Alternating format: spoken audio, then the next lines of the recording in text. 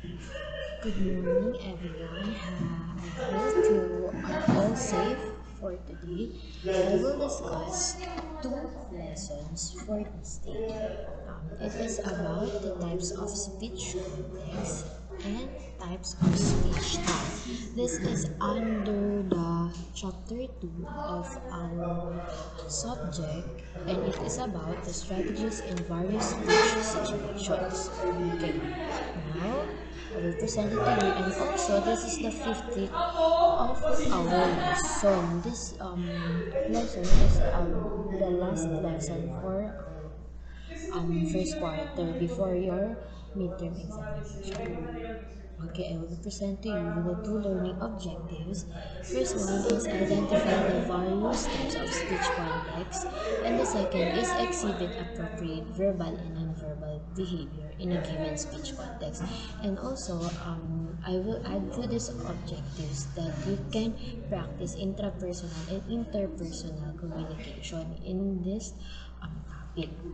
Okay, next I will present to you. I am presenting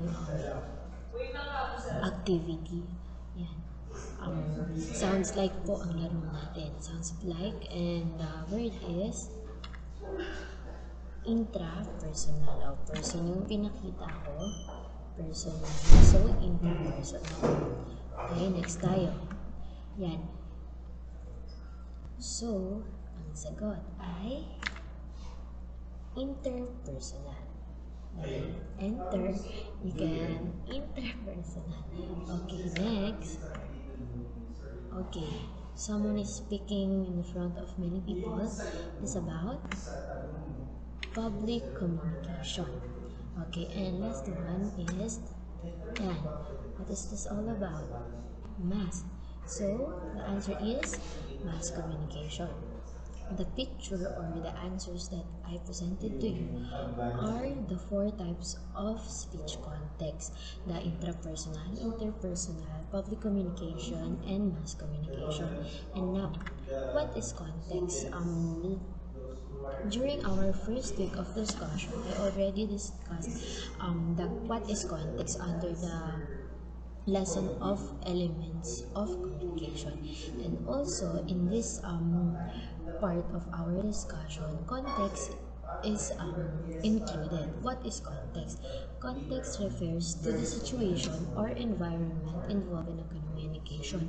It involves factors such as your relationship with your audience. Sa context po, during our first discussion, ang context po ay it is refers to the situation or environment where the communication happens. But in this part po, ang context po, meron na po siyang involved factors, which is the relationship with your audience or with your receiver. Okay, next. The first type of speech context is intrapersonal. As you can see, the girl is looking at herself in front of the mirror. What is intrapersonal? Intrapersonal, this is context characterized by your ability to self-talk. This is your ability to talk within yourself, motivating yourself, encouraging yourself, para sa go, you can do it, don't stop, don't give up, keep on fighting, be strong, and so on. And also, I have example, you spend the night thinking and analyzing why a student from the other class talked to you on the way home, and you decided it probably meant nothing. Ayan, dahil may unexpected kang schoolmate na kinausap ka, hindi mo inaasahan yun. So, pag uwi mo ng bahay, inisip mo, bakit niya kaya ako kinausap? Ano yung dahilan niya na bakit niya ako kinausap? Kaya minsan nag-a-assume tayo, iniisip natin, wala ba ako gusto ko? Wala ba ako ganito, ganyan? So, ganun po yung intrapersonal rather. It gives you the ability to talk within yourself or talk with yourself. Okay, next po tayo. The second type is the interpersonal. As you can see, the picture is about two person, one girl and one boy, who are talking with each other using yung laruan po na may dalawang baso o dalawang cups na meron pong lubid o tali. Okay, what is interpersonal? Interpersonal involves an interchanging of ideas between and among people. And interpersonal is subdivided into two kinds, which are dyadic and small group. What is dyadic? Dyadic is it happens when two persons are engaging in a communication and share ideas, information, message, beliefs, and feelings. Sa dyadic po, it is only two persons who are talking with each other, sharing something with each other, and conveying messages. While the small group, it is about the interchange of information among three or more person. The main objective of this kind of interpersonal is to have or to arrive consensus among the members. In small group, sa napanood ko pong YouTube video about the interpersonal, ang small group po, it is contained with 3 to 12 person only. So kapag nag-13 na po, hindi na po siya matatawag na small group. According to the video, I already watched nung Sunday. And also po, sa small group, it aims or it has the objective of to arrive consensus. Parang pagkakaintindihan, pagkakaunawaan po sa small group. Okay, example ng dyadic ay ayan po, yung two girls are talking while sipping coffee, ganyan. Ngari, best friend mo yun, nag-uusap kayo about life, school, about friends, about your crushes, relationship, and so on. And also, example of small group is the Bible study. Kapag may meeting kayo, kunyari may performance test kayo within your class and you have 5 members, pwede po kayo, maituturing po yun na small group kapag may meeting kayo.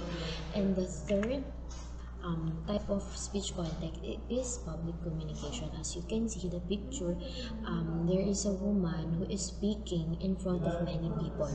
Yan, nakalagay lang po dyan 4 people, but there are so many people inside that picture. Okay, what is public communication? Public communication allows wider coverage by delivering or sending a message in front of a group of people. In public communication, it has larger number of people or larger number of audience. Sa public communication, madami pong nakikinig, madaming nanonood, madaming involved. Public communication example is the speech of President Rodrigo Duterte.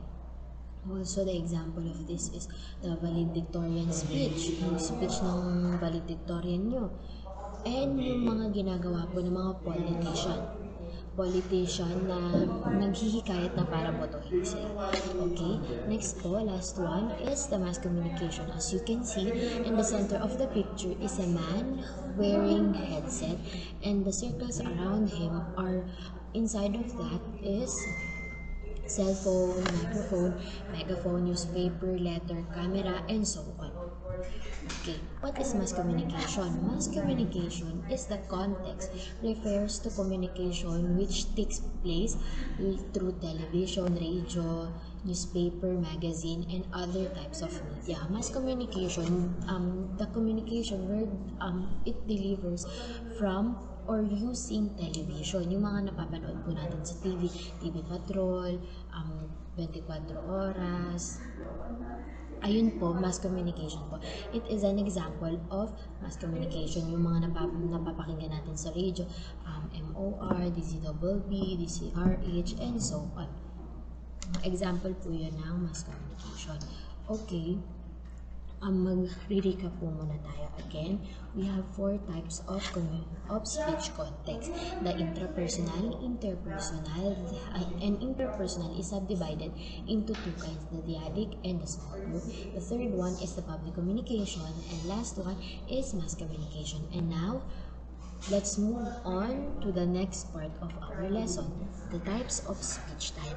Again, this is under the chapter 2 of OCC, which is strategies in various speech situation, entitled types of speech style. Ngayon naman, kanina po I discussed about speech context. Now I will going to discuss about the speech style. Okay, we have 2 learning objectives in this part po. First, distinguish types of speech style, and second one, identify social situation in which each speech style is appropriate to use. Yan, after this lesson, you will be able to know the different types of speech style, and you will able to practice how to use appropriate the speech style I will give you in next slide. Okay, the first one is intimate. As you can see the picture, it has girl and boy. um, Probably they have their own relationships or so on. And next po, what is intimate? Intimate is the style where is very private, which is happen between or among close family members or intimate individuals. In this style, you can use language that may not be shared in public. Sa intimate po, ito very private. Example, magpapatawag yung father nyo ng meeting kasi nag-aaway yung mga kapatid nyo. Bakit ba nag-aaway yung mga kapatid? Ganyan. So, magpapatawag na para pagsabihan kayo sabay-sabay. Hindi mo naman yun pwede ipagkalat sa mga kaibigan mo. Uy, alam mo, nagpatawag ng meeting si daddy kagabi sa bahay kasi nag-aaway yung kuya ate ko, diba? Hindi mo naman pwede ipachismis. And also, kapag halimbawa, you have your boyfriend or girlfriend, doon magiging intimate yung style nyo kasi hindi naman pwede kung ano yung napag-uusapan nyo, sasabihin nyo dun sa ibang tao. Okay, next. Next po, casual. As you can see in the picture, there are 5 students who are laughing and talking with each other. And casual is about, it is the style that we commonly use among our friends and peers. You can use jargon, street language, slang, gay language, and vulgar words are used. Ayan. Sa casual po, ito po yung ginagamit natin when we are talking with our friends, with our classmates, with our cousins, or kung sino man po na malapit sa atin. And we can use po street language na, o tropa, ganyan-ganyan, yung mga ganun po. We can use that. And also, there are times that you are using vulgar words. Yung mga masyadong parang galing sa street language din, yung mga vulgar words, and so on. Next po, the third one is consultative. Consultative, as you can see the picture, there are 2 doctors, male doctor and female doctor. What is consultative? This style is a standard one. Professional and mutually acceptable language is a must in this style. Ayan, consultative po, it has standard. And it is used professional and mutually acceptable language. O katulad nun, example yung doktor sa doktor, diba? They are pareha silang professional at magkakaintindihan sila. They have mutually understanding kasi pareha silang doktor, pareha sila ng terminology, yung mga jargon, magkakaintindihan sila. And also, example din po ng consultative is teacher and the student. Kasi diba kapag nakikipag-usap ako, teacher nyo sa student nyo, kailangan teacher yung asal ko. Hindi pwedeng tropa-tropa din. E di naging casual na yun. Diba? So, next po, example din, coach and the athlete. Yung coach, hindi naman pwedeng mag-asal athlete o bata kasi nga siya yung coach. Kasi kapag ganun pong nangyari, magiging casual na yung style na ginamit nyo. Okay, next po, formal. As you can see in the picture po, there is a woman who is talking in front of many people. Ayan, formal. Saan ba natin ginagamit ang formal? Formal is being used in formal setting, Unlike consultative style, this is one way. Again, yung consultative po, dahil nga meron kayong palitan ng mga ideas, information, and so on, that is two-way communication. While the formal is one-way communication. Paano po naging one-way ang formal? The example of formal po, speech style ay yung mga speech, yung kunyari yung speech ni Rodrigo Duterte during his son.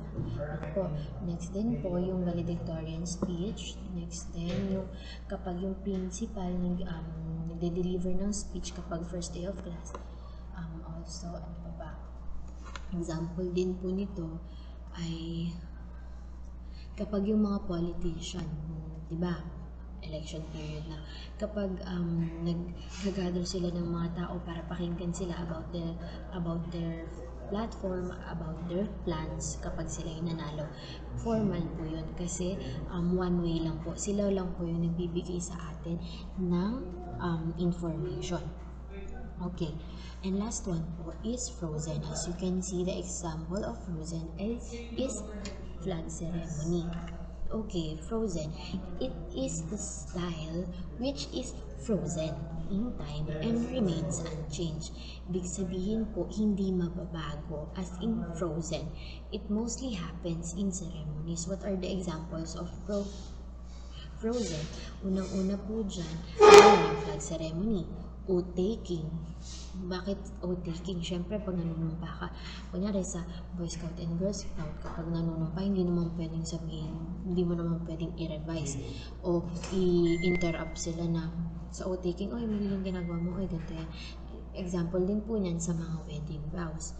Sa wedding ceremony, siyempre, pag nag-exchanging vows na yung bride and groom, hindi mo naman pwedeng sabihin na, ay, siguro ganito yan, nakita ko yan ng isang gabi, kasama yung, may kasama babae, di ba? Hindi mo naman pwede ganunin, magdadada ka dun.